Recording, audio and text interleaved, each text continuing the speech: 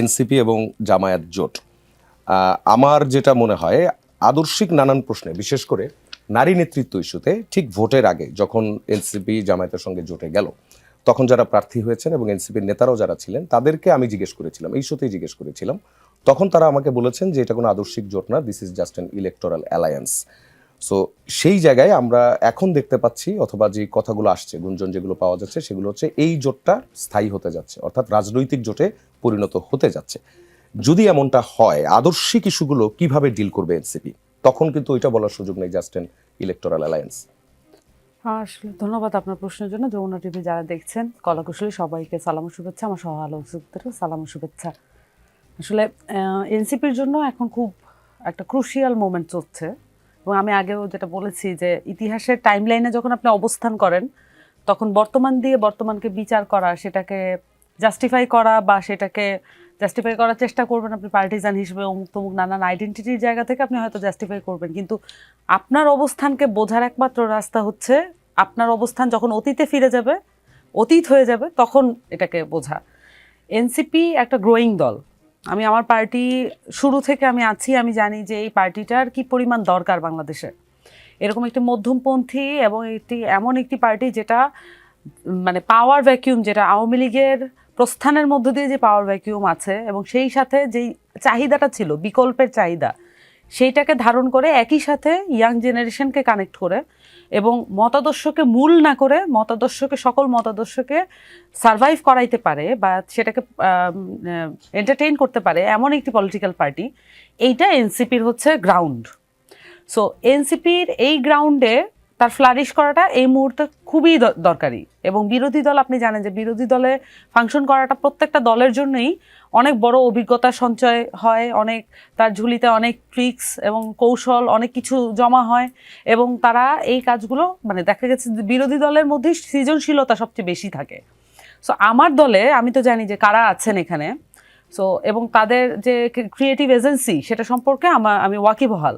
So এই সময়টা ছিল, বিশেষ করে বিএনপি যেটা শুরু করেছে, বিএনপি একদম শপথ গ্রহণের পরেই, যেটা একক শপথ গ্রহণ বলতে হবে, সেই শপথ গ্রহণের পরেই বিএনপি একটা প্রজেক্ট নিয়েছে, আমার কাছে মনে হয়েছে বিরোধী দল শক্তিশালীকরণ প্রজেক্ট। এবং তারা প্রথম দিনেই যেই কার্যক্রমগুলো করেছে সেটা আসলে বিরোধী দলকে অনেক বেশি শক্তিশালী করবে। কারণ তারা সংবিধান সংস্কার পরিষদের শপথ নেয়নি। এখন যেটা সহজ সরল পথ, আমি মনে আপার উত্তরে একটু বলি যে সহজ সরল পথ, এটাকে সিরাতুল মুস্তাকিম মনে হয়, কিন্তু এটা আসলে সহজ সরল পথ না। সহজ সরল পথ ওইটাই যেটা আপনি আগে বলে এসেছেন, সেটাকে কন্টিনিউ করা হচ্ছে সহজ সরল পথ। আপনি যেটা বলেছেন, আপনার লজিক্যাল কনসিস্টেন্সি, আপনার বক্তব্যের কনসিস্টেন্সি মেনটেন করা, ওইটা হচ্ছে সহজ সরল পথ। বিএনপি শেষ যে ঐকমত্য কমিশনের অধিবেশনে স্পষ্টতই বলেছে যে তারা দুইটা সংস্কার পরিষদেরই এবং হচ্ছে সংসদ সদস্য পদ দুইটারই শপথ তারা গ্রহণ করবে। এবং এটা বলা ছিল যে এই পরিষদটা হতে যাচ্ছে, এবং এই সংসদ পরিষদের নির্বাচন কিন্তু এই ত্রয়োদশ জাতীয় সংসদ নির্বাচন। এবং এইখানে ইন্টারিম গভর্নমেন্ট একটা সমস্যা তৈরি করেছে। যদি আপনি এই নির্বাচনের নাম যদি দিতেন প্রথম সংবিধান সংস্কার পরিষদ নির্বাচন, তাহলে কারোর মধ্যে কোনো সংশয় থাকতো না, এবং বিএনপি তার এই আপত্তিগুলো আগেই তুলতে পারতো। সো যেটা যেহেতু হয়নি, ফলত আমাদের এসে এমন একটা পরিস্থিতিতে দাঁড়াতে হচ্ছে, এই মুহূর্তে এনসিপি আসলে মাঠে থাকার কথা। এবং আমার কাছে মনে হয় যে যেটা জোট কেন্দ্রিক জটিলতা, যেটা হচ্ছে সকলকে আসলে কনভিন্স করতে হয় জোটের মধ্যে থাকলে, এইটার কারণে এনসিপি এখন মাঠে নেই। কিন্তু বিএনপি যেটা করেছে প্রথম দিনই, দায়িত্ব গ্রহণের পরে, পাওয়ার গ্রহণের পরে প্রথম দিনই, তারপরে কিন্তু এনসিপির মতো একটা পলিটিক্যাল পার্টি যার মুভমেন্ট কেন্দ্রিক তার হচ্ছে ইন্টেনশন, এবং সে গড়ে উঠেছে মুভমেন্টের মধ্য দিয়ে, তার মুভমেন্টের এনার্জি কিন্তু ক্ষয় হয় নাই। তো তার থাকার কথা ছিল এখন মাঠে, এবং প্রত্যেকটা জেলা কমিটি এবং আমাদের ওয়ার্ড কমিটি কেন্দ্রিক এই সংস্কার পরিষদ নিয়ে কেন শপথ গ্রহণ করলো না, সেটার প্রেশার দেওয়ার জন্য আমার মাঠে কাজ করার কথা। সো সেইটা কিন্তু হচ্ছে না, অ্যাবসেন্ট। এবং এইটার মধ্যে দিয়ে, এবং আমরা এটাও দেখলাম যে একবার জামাতের পক্ষ থেকে বলা হলো যে যদি বিএনপি শপথ গ্রহণ না করে তাহলে মানে আমরাও শপথ গ্রহণ করব না, কোনো শপথই গ্রহণ হবে না, তাহলে বয়কট। কিন্তু আবার পরে যাওয়া হলো। এই যে কনফিউশন, এই কনফিউশনটা আসলে এনসিপিকে অনেক এফেক্ট করছে। কারণ এনসিপি খুবই সহজে সিদ্ধান্ত গ্রহণকারী একটি দল। আমরা খুব পরিষ্কার, আমাদের জন্য সংস্কার প্রয়োজন, আমাদের জন্য পরিবর্তন প্রয়োজন, আমাদের জন্য নতুন বাংলাদেশ প্রয়োজন, আমাদের জন্য আমরা সেকেন্ড রিপাবলিকের কথা বলেছি। 24 দফায় খুব স্পষ্ট বলা আছে গণপরিষদ, সেকেন্ড রিপাবলিক। আমরা যে গণপরিষদের কথা বললাম সেই জিনিসটা এখন আমাদের প্রুফ করার কিন্তু সময়। আমি আরেকটু সময় নিব যে গণপরিষদের মাধ্যমেই একমাত্র আপনি বাংলাদেশের স্থায়ী পরিবর্তন করতে পারবেন। আর যাই আমরা আলাপ করেছি ঐকমত্য কমিশনে, এটা যে আমরা পূর্ববর্তী কমিশনে যে বলেছিলাম সেটা এখন প্রুফ হচ্ছে। জাস্ট এনসিপি যা যা বলেছে তা এখন জাস্ট প্রুফ হচ্ছে যে গণপরিষদ না করলে যে পরিবর্তনগুলো অধ্যাদেশ বিভিন্নভাবে চেষ্টা করা হয় এগুলো আসলে টেকে না। এবং আমরা কিন্তু ঠিক তাইতেই দেখতে পাচ্ছি।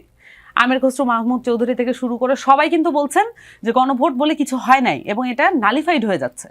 কিন্তু অন্যদিকে আবার শহীদুদ্দিন চৌধুরী আনি আজকে বলেছেন যে এটা অটো হয়ে যায়। কোনো কিছু অটো হয় না, আসলে এটা সংসদে বসে এটাকে সিরিয়াসলি নিতে হয়।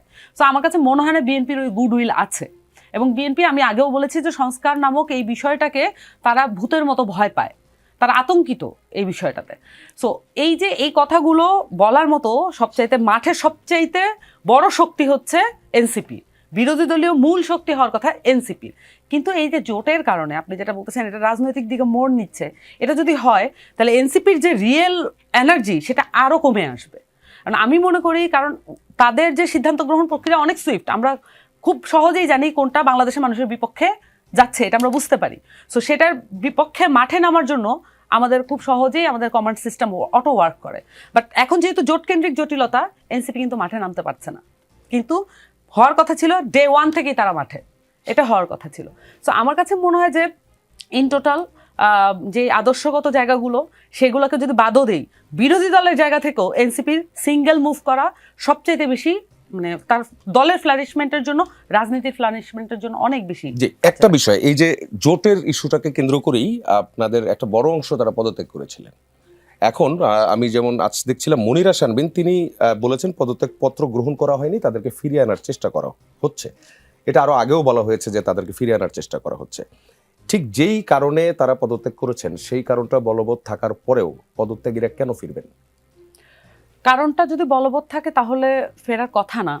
তবে দলের পক্ষ থেকে বারংবার যখন এই বক্তব্যটা আসছে তখন আমি এটাকে পজিটিভলি দেখতে চাইবো। আমি এটাকে একটা বেনিফিট অফ দ্য ডাউট দিতে চাইবো এবং আমি বলবো যে যারা চলে গেছেন তাদের সাথে আমিও দীর্ঘদিন কাজ করেছি, কোনো সন্দেহের অবকাশ নেই তারা রিয়েলি এনসিপিকে ওন করেন এবং নতুন বাংলাদেশের যে প্রমিস এবং আমাদের 24 দফা ইশতেহার অক্ষরে অক্ষরে পালন করেন এবং তারা মনে করেন, বিশ্বাস করেন এবং তাদের কোনো ধরনের মানে ইন্টেনশন, নিয়তের কোনো ঘাটতি ছিল না।